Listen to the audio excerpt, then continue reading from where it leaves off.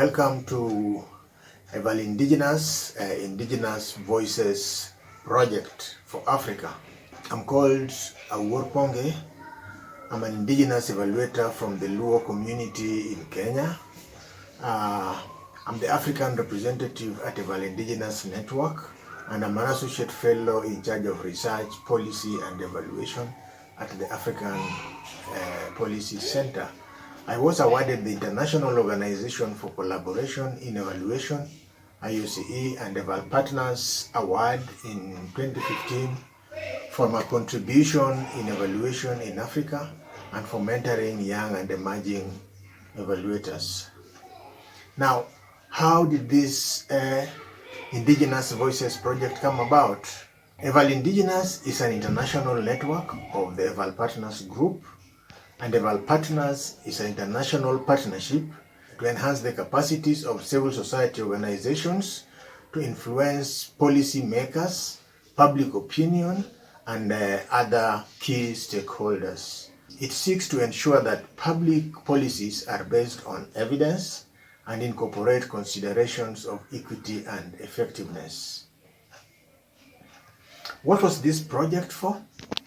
The first objective of the project was to promote the voices of Indigenous evaluators.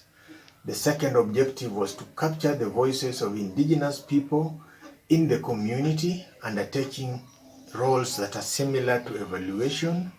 The third objective was to provide local case studies on the perspectives and journeys of Indigenous evaluators.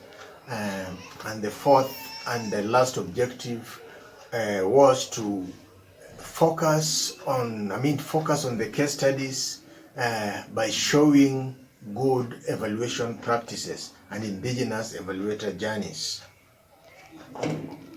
What was the methodology that we used in coming up with these voices for the African Indigenous evaluators?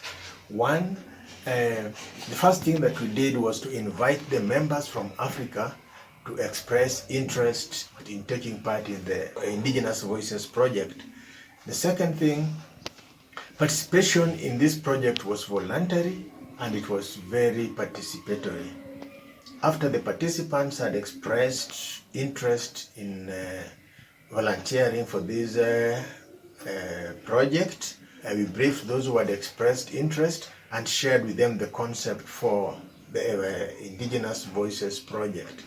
Thereafter, we asked for their consent, and having read the consent form, they did sign and return to us, showing that they were interested in actually participating in the project. Thereafter, we managed to get 5 participants after this competitive but participatory process. The participants were drawn from Burkina Faso, from Ghana, from Mali, from Nigeria, and from Tanzania. The participants were interviewed and their stories video recorded with their consent, of course. Then the recording of these videos were thereafter edited and shared with the participant for feedback on whether or not they had captured what the participants actually wanted captured. And finally, having edited the voices, the final submission of the edited voices was done. Now, out of these 5 participants who volunteered to share their voices, the first one is Nuruddin Mohamed Aliyu from Ghana. Nuruddin is an Indigenous Hausa based in Ghana with strong connections from the people of northern Nigeria. He is the director of the Knowledge Management and Development Institute based in Tamale, Ghana. He has experience in development consulting, project management, monitoring and evaluation, as well as capacity building. He has considerable evaluation research experience, adopting endogenous knowledge as tool to appreciate the role of originality to achieve the sustainable development goals. Our second participant in this Voices project is Dr. Roslyn Musa from Nigeria. Dr. Musa works as Associate Director for Agenda for Change, FOC, based in Kenya and Nigeria.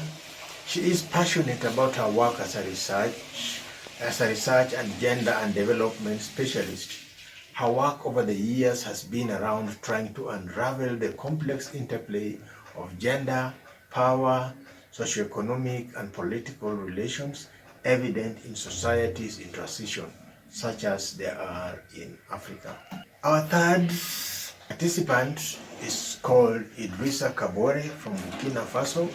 Idrissa Kabore is an Indigenous Evaluator based in Ouagadougou, Burkina Faso. He is a demographer and also works as a researcher at Instituts Supérieurs des Sciences de la Population, ISSP, at the Université Joseph Kizerbo in Ouagadougou. He has experience in community monitoring in rural Burkina Faso. Our fourth participant is Mrs. Pili Said Ntuka from Tanzania. Pili is a retired medical practitioner, a social worker, and an evaluator. Over the years, her duties have included monitoring and evaluation of healthcare and youth service programs, trying to transform the lives of the underprivileged and key populations to better standards. Since 2017, Pili has been a member of the Tanzania Evaluation Association, TANEA, and a freelance independent evaluator.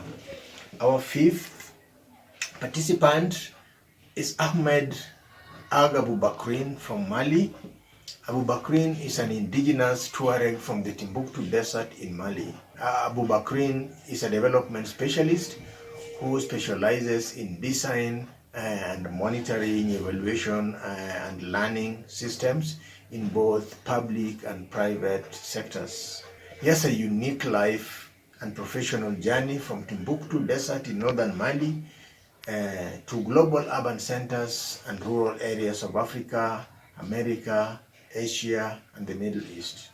He regularly advises senior management and country teams on corporate strategy, quality assurance, and performance management.